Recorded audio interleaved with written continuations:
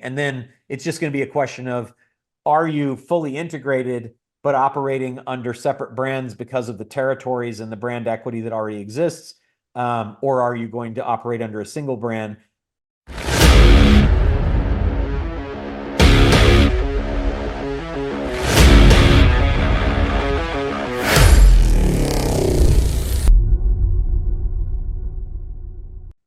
In what situation would you pursue a roll up versus retaining the current entities in acquisitions? Okay, and so basically the thing we're looking at is either we can acquire these things and put them all under one roof and one brand, or we can simply have a collection of multiple companies that retain their existing branding and go forward that way, right? Correct. Yeah.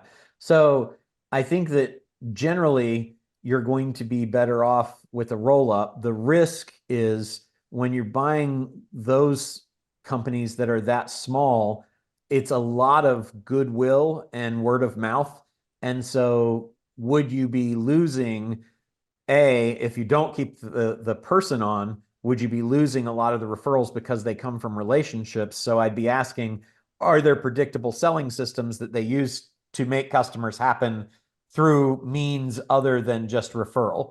And then how important and how entrenched is the brand in the market currently? So is there brand equity in what they've already got so that people hear, oh, it's AJ's Plumbing, or AJ's HVAC, then, yeah, I definitely like those guys. They're great.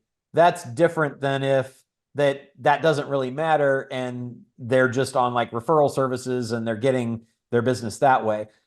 If they are not dependent significantly on the existing brand, I like the roll up better. I like the roll up better because the brand as a central brand will be worth more than a collection of brands, right? One branded house in this case will be worth more than a house of brands because the brands are relatively weak as they are, small. And the ability to have the single brand appeal to an acquirer who might very well change it again, Mhm. is probably going to be stronger. So that's the first thing. Second thing would be having them not rolled into the central brand could create a problem because if they remain independent, in other words, as a separate company, then there's not like a lot of integration that's happened. You would lose a lot of the value you would get in flipping that out to a bigger buyer if they're not integrated in particularly their systems and operations and administration. Those are things that a buyer is going to be looking to have you already have done. Because if you haven't, then they're going to figure they've got Mhm. to, and there's going to be some fallout, and there's going to be a discount for you not having done that. So I think if you're doing that kind of roll up, that kind of acquisition, you're probably going to be better off to move them into one thing. And then it's just going to be a question of, are you fully integrated but operating under separate brands because of the territories and the brand equity that already exists? Or are you going to operate under a single brand?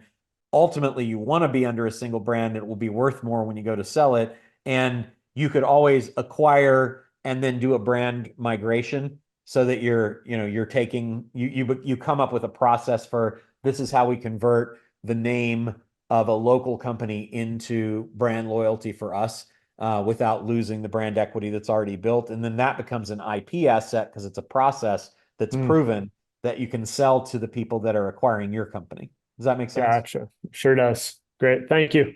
You're welcome.